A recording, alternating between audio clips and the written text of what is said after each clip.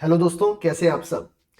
बच्चों, हम concept of physics जो HCV सर ने लिखी है उसका चैप्टर 2 की कंटिन्यू पढ़ाई कर रहे हैं। सेकंड चैप्टर है फिजिक्स एंड मैथमेटिक्स। इसमें हम काफी सारे सेक्शंस को कवर कर चुके हैं। इसमें हम वेक्टर और स्केलर के बारे में काफी चीजें सीख चुके हैं। आज बेटा हम वेक्टर एंड स्केलर की कहानी को ही कंटिन्यू करते हुए अगले article section 2.6 resolution of vectors या फिर इसी को आप कह सकते हैं कंपोनेंट ऑफ वेक्टर्स की बात करेंगे। कंपोनेंट ऑफ वेक्टर्स क्या मतलब है, रिजोल्यूशन का क्या मतलब है, कंपोनेंट्स का, उसकी बात करेंगे। किस प्रकार से HCV सर ने इसे समझाया, आइए देखते हैं। फिगर 2.8 यहां पर बेटा आप नीचे देख सकते हैं, ये फिगर बना हुआ है 2.8, इसकी बात हो रही है। Shows a vector A vector जिसको नाम दिया गया ओ ए वेक्टर। देख सकते हैं बेटा, ये रहा ओ ए वेक्टर, इसे बोला क्या गया है बेटा, A vector. In the X Y plane drawn from the origin O, बिल्कुल ओरिजिन से ड्रॉ किया गया है। The vector makes an angle alpha with the X axis and beta with the Y axis. देख सकते हैं बेटा, एक्स एक्सिस के साथ अल्फा और वाई के साथ में बीटा एंगल बना रहा है। Draw perpendiculars A B and A C. A B और ए सी हमने परपेंडिकुलर ड्रॉ किए हैं from A to the X and Y axis respectively. Components होते क्या है, रिजोल्यूशन करने का मतलब क्या है, उससे पहले सर ने यहां पर एक कंस्ट्रक्शन समझाने की कोशिश की। तो यहां पर द लेंथ ओबी जो है बेटा, देखिएगा ओबी लेंथ, ये वाली लेंथ की बात हो रही है जब आपने ए वेक्टर की प्रोजेक्शन ओबी बनाई। ओबी लेंथ की अगर आप बात करेंगे तो यहां पर सर बता रहे हैं the length OB is called the projection of O A vector on X axis. कि मान लीजिए यहां से हम एक टॉर्च ऑन कर देते, एक लाइट ऑन कर देते, तो इस वेक्टर की परछाई यहां पर इस तरह से बनती। तो OB is called projection of O A vector on X axis. Similarly अगर आप यहां से लाइट ऑन करते बेटा तो ये प्रोजेक्शन बनती बेटा इस ओ ए वेक्टर। तो वही प्रोजेक्शन बेटा देखिएगा, similarly OC is the projection of O A vector on Y axis. यहां पर एक बहुत बढ़िया बात सर बता रहे हैं कि according to the rules of vector addition, देखिएगा कि आपके पास में यहां पर एक आ गया OB वेक्टर, एक आ गया OC वेक्टर। अगर आप दोनों को जोड़ेंगे तो कॉमन टेल से निकला हुआ वेक्टर ओ ए वेक्टर इनके एडिशन को बताएगा। That is A vector is equal to OA vector can be written as OB vector plus OC vector। यहां पर ध्यान से सुनिए जो बात मैं आपसे करना चाहता हूं। बेटा हमने OA वेक्टर को नाम दिया था रिजल्टेंट। क्या नाम था बेटा, रिजल्टेंट। और अब OB और OC है, इन्हीं को बोला जाता है बेटा कंपोनेंट्स। कि जो रिजल्ट आया दैट इज रिजल्टेंट, और जिनसे मिलकर एक वेक्टर बना, मतलब ओ ए वेक्टर को तोड़ा तो किसमें टूटा, वो अपने कंपोनेंट्स में।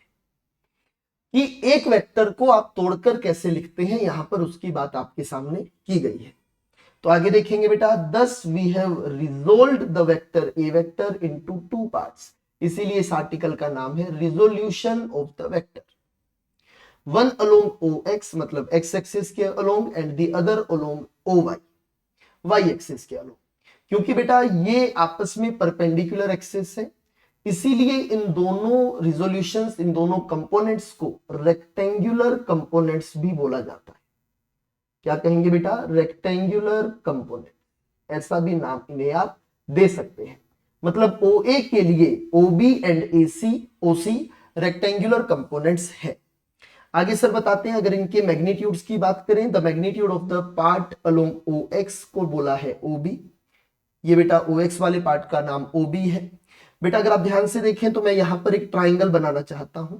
इस ट्राइंगल में ये रहेगा बेस, ये रहेगा परपेंडिकुलर, ये रहेगा हाइपोटेनियस। तो अगर आप कोस अल्फा लिखने जाएंगे that will be base upon hypotenuse, तो आपके पास बेस की लेंथ आ जाएगी, base will be equal to hypotenuse into cos alpha. Hypotenuse is A and angle is alpha, so it will be A cos alpha. वैसा ही OB की value A cos alpha लिखी है। सिमिलरली बेटा again इस बार अगर आप परपेंडिकुलर की तरफ जाएंगे बेटा, परपेंडिकुलर की तरफ जाएंगे या फिर दूसरा ट्राइंगल अगर आप यूज करना चाहें तो दूसरे ट्राइंगल में बेटा बीटा के सामने ये परपेंडिकुलर, ये बेस और यहां हाइपोटेनियस हो जाएगी। इस पर हमें बेस बताना है, तो बेस अपॉन हाइपोटेनियस एक बार फिर से बेटा कोस बीटा हो जाएगा। तो now base will B H cos beta. तो बेसिकली इसे याद रखने का एक तरीका मैं आपको बता रहा हूं बेटा, जिसके साथ एंगल होता है उसके साथ कोस आ जाता है। कि इजी वर्ड्स में बोलूं, आप चाहें तो अपने पास लिख कर रखिए, मैं इसे बोलता हूं कंसेप्ट बाय मास, स्टार करके अपने पास लिख सकते हैं कि अगर, सुनिएगा बेटा ध्यान से, कि जिसके साथ थीटा उसके साथ आप क्या लिखेंगे, कोस थीटा। तो ध्यान दीजिएगा, ओबी के साथ एंगल बना था alpha, so it is A cos alpha. OC के साथ एंगल बना बीटा, तो this is A cos beta. हालांकि हमें पता है A plus alpha plus beta 90 degree है, आप कोरस्पॉन्डिंग इसे अलग तरीके से भी लिख सकते हैं। अगर आई vector J vector unit magnitude के वेक्टर्स हैं ओ एक्स और ओ वाई के अलोंग, यूनिट मैग्नीट्यूड के वेक्टर का मतलब है दिस इज यूनिट वेक्टर। ऐसा आप आगे चल के देखेंगे भी बेटा, आई वेक्टर या जे वेक्टर को, I vector will be along X axis, J vector will be I cap will be along X axis, J cap will be along Y axis, और एक और नाम आएगा बेटा K cap which will be along Z axis. Cap लिख दिया जाता है अगर मैग्नीट्यूड 1 हो, यहां पर सर ने लिखकर बताया है if I vector and J vector denote vector of unit magnitude. अगर मैं यहां कैप बना देता तो वो अंडरस्टूड होता कि यूनिट मैग्नीट्यूड है। आई वेक्टर ओ एक्स के अलोंग है, जे वेक्टर ओ वाई के अलोंग है। तो अगर डायरेक्शन पता चल गई, तो मैंने कल बेटा आपको लास्ट लेक्चर में बताया था कि किसी भी वेक्टर को आप वेक्टर का मैग्नीट्यूड इनटू डायरेक्शन लिख सकते हैं। तो ओबी का magnitude is A cos alpha, direction is I vector, so OB can be written as A cos alpha I vector and OC can be written as A cos beta J vector. कुछ जगह आपको ये cap में दिखेगा, तो A vector can be written as A cos alpha I cap, A cos beta J cap. आपने vector को resolve कर लिया। कैसे कंपोनेंट्स में बेटा, रेक्टेंगुलर कंपोनेंट्स। कैसे कंपोनेंट है, रेक्टेंगुलर कंपोनेंट्स, मतलब ऐसे कंपोनेंट्स जिनके बीच में कितना एंगल बनता है, 90 डिग्री। तो आइए बेटा, ए वेक्टर को हमने लिख लिया है A cos alpha I cap, B cos beta J cap. If the vector A vector is not in xy plane, it may have non-zero projections along xy z। अभी का जो सवाल था वो सिर्फ xy प्लेन में था। अगर z में भी होगा तो उसकी प्रोजेक्शन z में जीरो नहीं होगी, मतलब जो यहां पर जीरो के वेक्टर या जीरो के कैप है वो जीरो ना होकर उसकी कुछ वैल्यू आपको लिखनी पड़ेगी। क्या मतलब, आइए देखते हैं। We can resolve it into 3 parts, that is along x, y and z। बस आपको एंगल्स चाहिए। x के साथ एंगल अल्फा था तो आया ए कोस अल्फा, y के साथ बीटा था तो आया ए कोस बीटा। अगर z के साथ गामा आ जाए तो बेटा आप सोच सकते हैं वहां आ जाएगा ए कोस गामा। तो आइए देखते हैं। If alpha, beta, gamma be the angles made by the vector a vector with the 3 axes respectively, we get, देखिएगा, जिसके साथ थीटा उसके साथ कोस थीटा, एक्स एक्सिस के साथ में अल्फा तो ए कोस अल्फा, वाई के साथ बीटा तो ए कोस बीटा, जेड के साथ गामा तो A cos gamma. Unit vectors, X की तरफ आई वेक्टर, वाई की तरफ जे वेक्टर और जेड की तरफ के वेक्टर। कैप में भी आप इसे लिख सकते हैं, where I vector, J vector and K vector are the unit vectors. Unit vector मतलब जिनका मैग्नीट्यूड 1 मैग्नीट्यूड के वेक्टर्स हैं along X Y and Z axis. आप ऐसा देख सकते हैं बेटा, आई कैप, जे कैप और के कैप को कुछ जगह बेस वेक्टर के नाम से भी बोला जाएगा, कि ऐसे यूनिट वेक्टर्स जो हमारे ऑलरेडी डिफाइंड एक्सिस के अलोंग है, एक्स के अलोंग आई कैप, वाई के अलोंग जे कैप, जेड के अलोंग के cap. The magnitude A cos alpha is called the component of A vector along X axis.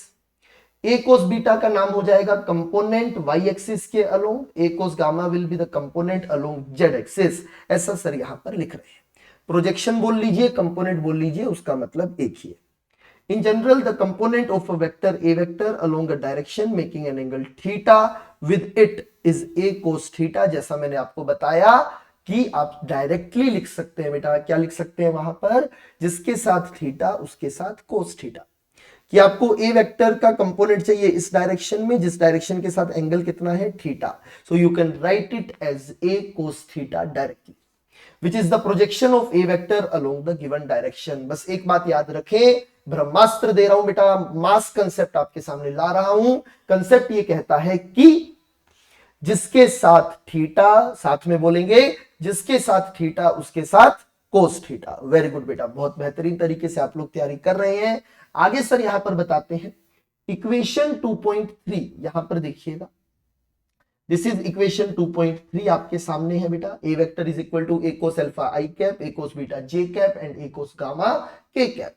आपने एक वेक्टर को एक्स वाई और जेड में तोड़कर लिखा, यहां पर 3 रेक्टेंगुलर कंपोनेंट्स थे। So the equation 2.3 shows that any vector can be expressed as a linear combination of 3 unit vectors I, J and K। इसी के साथ ये आर्टिकल यहां समाप्त हो रहा है, पर थोड़ी बातें सर ने इसके आगे और की, एक एग्जाम्पल और थोड़ा और एक्सप्लेन करके इन बातों को बता रहे हैं। आइए बेटा ध्यान से उन बातों को भी समझते हैं। तो देखिए यहां पर एक एग्जाम्पल मैं चाहूंगा आप लोग जल्दी से अटेम्प्ट करें। A force of 10.5 Newton acts on a particle along a direction making an angle of 37 degree with the vertical. Find the component of the force in the vertical direction। आपको force का vertical direction में component बताना है। Vertical के साथ ही angle 37 दिया है। Mass concept याद रखेंगे, जिसके साथ थीटा उसके साथ कोस थीटा। तो बेटा यहां पर वीडियो पॉज करें, जल्दी से अटेम्प्ट करें, इसके बाद मैं यहां से आपको सॉल्यूशन दिखाने वाला। तो देखिए बेटा एचसीवी सर ने इस सवाल को कुछ इस प्रकार किया कि कंपोनेंट बताना था, तो आपके पास कंपोनेंट बेटा 37 डिग्री है तो cos 37 लिख देंगे। So the component will be f cos theta. The component of the force in the vertical direction, vertical represent करने के लिए एक परपेंडिकुलर का साइन सर ने यहां बनाया है इस प्रकार। तो it is f cos theta, क्योंकि हमें वर्टिकल के साथ एंगल पता है थीटा, जिसके साथ थीटा उसके साथ cos थीटा। तो f is 10.5 and now cos 37। cos 37 बेटा मैंने आपको एक लेक्चर में लिखवा दिया था। cos 37 की वैल्यू याद कर लीजिए कितनी होती है, 4/5। तो it will B 10.5 multiply 4/5। Solve करने पर आपको आंसर मिला 8.40 न्यूटन। उम्मीद करता हूं अच्छे से कंपोनेंट्स लेना आप लोग सीख चुके होंगे। आगे बढ़ेंगे, देखिएगा। We can easily add 2 or more vectors if we know their components along the rectangular coordinate axis।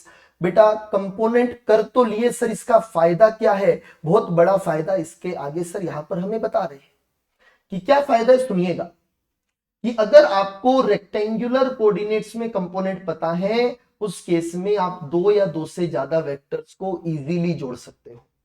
आपको vector law of addition, rectangular parallelogram law of addition लगाने की जरूरत नहीं है, आप डायरेक्टली कंपोनेंट से ऐड कर सकते हैं।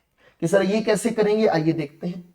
जैसे एक वेक्टर ए वेक्टर लिखा गया, A X I plus A Y J vector, A Z K vector, cap भी बोल सकता हूं क्योंकि ये सब यूनिट वेक्टर्स है। B vector is B X I cap B plus B Y J cap plus B Z K cap. Now C vector is C X I cap plus C Y J cap plus C Z K cap. इस तरह से लिखा गया। Then अगर आप इन तीनों vectors को जोड़ना चाहते हैं तो ट्राइंगल रूल या पैरेललोग्राम रूल से आपको बहुत समस्या आ सकती है, क्योंकि वहां पर आपने 2 ही वेक्टर्स को जोड़ना सीखा है, यहां पर आप 3 वेक्टर बहुत इजीली जोड़ पाएंगे। आइए देखते हैं कैसे। सिंपल काम बेटा, एक्स वाई जेड तीनों इंडिपेंडेंट डायरेक्शंस है, तो आपको सिर्फ एक्स वालों को आपस में जोड़ना है, वाई को आपस में जोड़ना है, जेड को आपस में जोड़ना है। तो आपको एक रिजल्टेंट वेक्टर मिलेगा in the rectangular axis again. आइए देखते हैं कैसे। सभी एक्स को जोड़ा बेटा, मिला A X plus B X plus C X I cap plus Y direction में A Y plus B Y plus C Y J cap. Now Z direction में A Z plus B Z plus C Z K cap. Simple, बहुत easily आपने यहां पर total resultant निकाल लिया। This is the resultant vector r vector plus a vector plus b vector plus c vector. If all the vectors are in xy plane, then all the z components are 0. Then resultant is simply ax, bx, cx and ay, by, cy। बस z वाले हिस्से को क्या कर देंगे, 0। अगर सारी की सारी इक्वेशन आपके पास में कहा है बेटा, xy प्लेन में। तो आगे सर बताते हैं, this is the sum of 2 mutually perpendicular vectors of magnitude, एक x डायरेक्शन में एक y direction. So ax bx cx आपका x डायरेक्शन है, ay plus by plus cy आपकी y direction. The resultant can be easily found to have, बोलिए बेटा, दो vectors को जोड़ना है, दो वेक्टर्स को जोड़ने के लिए क्या करते हैं, रिजल्टेंट वेक्टर इज, नाउ हमें फॉर्मूला पता है A square plus B square plus 2ab cos theta, पर क्योंकि रेक्टेंगुलर है थीटा 90 डिग्री तो ये पूरी वैल्यू 0 हो जाएगी क्योंकि कोस 90 हमारे पास 0 होता है। तो रिजल्टेंट का मैग्नीट्यूड आप डायरेक्टली लिख सकते हैं अंडर रूट ए स्क्वायर प्लस बी स्क्वायर, मतलब आई कैप और जे कैप के जो कोफिशिएंट्स हैं, जो मैग्नीट्यूड्स हैं, उनको डायरेक्टली ऐड स्क्वायर करके ऐड करके अंडर रूट कर दीजिए, आपको आपका रिजल्टेंट मिल जाएगा। देखिएगा कैसे कि अंडर रूट एक्स वाले मैग्नीट्यूड का स्क्वायर प्लस वाई वाले मैग्नीट्यूड का स्क्वायर का whole under root, this will be your magnitude, making an angle alpha with the X axis where tan alpha आप लिख सकते हैं। देखिए बेटा, मान लीजिए वेक्टर इस तरफ आया, ये आपका रिजल्टेंट वेक्टर है, एक्स की तरफ आपका मान लीजिए आपका एक्स कंपोनेंट लिख देते हैं या आपका वाई कंपोनेंट लिख देते हैं। माना एक्स एक्सिस के साथ एंगल अल्फा बना, then tan alpha can be written as component Y वाला डिवाइड बाय कंपोनेंट एक्स वाला। सो वाई वाला कंपोनेंट डिवाइड बाय एक्स वाला कंपोनेंट, ऐसा करके आप इजीली डायरेक्शन भी कैलकुलेट कर पाएंगे। आपके लिए मैं लिख देना चाहता हूं angle with X axis is Y वाला कंपोनेंट डिवाइड बाय एक्स वाला component. Now if you want to calculate angle with y axis then x वाला component divide by y वाला component, ऐसा कर सकते हैं but only in the case of xy plane। अगर z axis आ जाएगा तब आप ये नहीं कर पाएंगे। 3D में सवाल कैसे होंगे वो जब हम प्रैक्टिस करेंगे, जब हम एक्सरसाइज सोल्व करेंगे तब आपको सवाल दिखेंगे। इसी के साथ ये आर्टिकल समाप्त होता है। अगला आर्टिकल बेटा डॉट प्रोडक्ट और scalar product of two vectors, बहुत जरूरी आर्टिकल है फिजिक्स के तहत। बहुत सारे चैप्टर्स, बहुत सारे सवाल, बहुत सारे कंसेप्ट्स आप डॉट प्रोडक्ट से समझते हैं। अभी तक हमने वेक्टर्स को जोड़ना सीखा, वेक्टर को माइनस करना सीखा, इवन अभी हमने आज के लेक्चर में वेक्टर्स को तोड़ना भी सीखा कंपोनेंट्स में। अगले लेक्चर में हम सीखने वाले हैं दो वेक्टर्स को मल्टीप्लाई कैसे किया जाता है। तो मिलेंगे बेटा अगले लेक्चर में। थैंक यू वेरी मच, पढ़ाई करते रहिए। कहीं भी समस्या हो और डिटेल्स आपको चाहिए हो, आपको बस एक कमेंट करना है, मैं आपकी हेल्प के लिए पूरी तरह से तैयार हूं। Thank you very much.